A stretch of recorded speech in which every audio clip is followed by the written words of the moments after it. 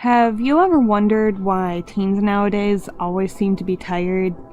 Maybe why every single one of your friends in high school seems to have some form of depression? Or why your 16-year-old son can't seem to get any of his information straight? Why we're always anxious, moody, or foggy-headed? All of these are signs of a serious problem that I'm sure you've heard of before, called sleep deprivation. Now, if you're an adult and doesn't have to go to high school anymore, I'm sure the obvious culprit to you is those pesky phone addictions. But you know there can always be more than one cause to a problem, and this cause we don't really have a say in. Teens are in a weird middle stage where we're just coming out of childhood and moving up into adulthood, so a lot of things are changing. One of those things is the internal clock that tells our bodies to release melatonin to help us sleep.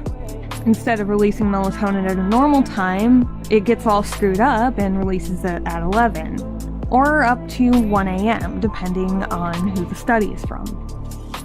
Now, according to multiple people, teens, on average, need 8 to 10 hours of sleep.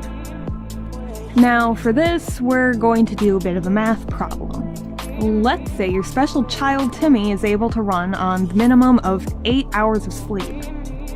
Let's also say that school for little Timmy starts at 7:20 a.m., so the bus has to come at 6:50 a.m. to get his sleepy butt there on time.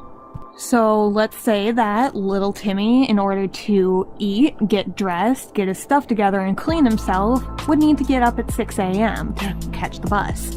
And as I said earlier, teens' melatonin kicks in around 11 o'clock. Well, it also takes around 30 minutes for it to actually make you fall asleep. So little Timmy is falling asleep at 11:30. So, with him going to sleep at 11:30 p.m. and waking up again at 6 a.m., that gives him 6 hours and 30 minutes of sleep. That is 1.5 hours below the minimum. Now, let's say little Timmy has a driver's license. So, instead of having to catch the bus, he could wake up a whole 45 minutes later and get 7 hours and 15 minutes of sleep. And though he's lacking in the minimum 8 hours by a whole 45 minutes, he can still get himself to school. Though, I think now would be a good time to mention that nearly 1/4 of all deaths in young adults is caused by car accidents. And also that driving while sleep-deprived can be as bad, if not worse, than driving under the influence. And while we are on the topic of things that are killing teenagers, the number one thing that I've already mentioned are accidents. Now, another thing about sleep deprivation is that it can cause heart problems. 2 heart problems are heart disease and stroke, which are the number 6 and number 9 killers of young adults from the ages of 15 to 24.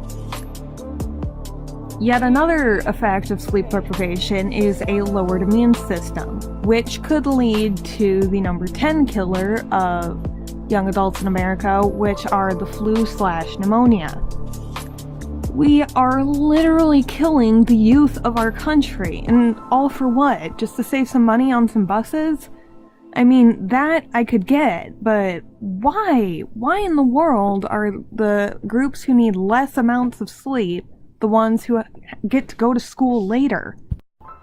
Now, I know from all of that information that this might seem like an unwinnable battle. Or it doesn't, and you know where I'm going with this. What we need to do really is complain. Complain to anybody who will listen or who can do something about it. Complain to your senator, complain to your school district's higher-ups, complain to your school's higher-ups, complain to your friends so that they complain to their friends and they complain to their friends, and the whole issue spreads like a wildfire so that it can't be ignored. That's how anything has ever been solved in the past. Now, I know there are people out there who are worried about after-school programs or jobs later in the day, and my only response to that really is it really that important that your job or after-school program is an hour later? or that, God forbid, you cut it down an hour, for your own health and safety? Please, dear God? Like, this is your actual safety we're talking about here. There is evidence to back it up. Oy.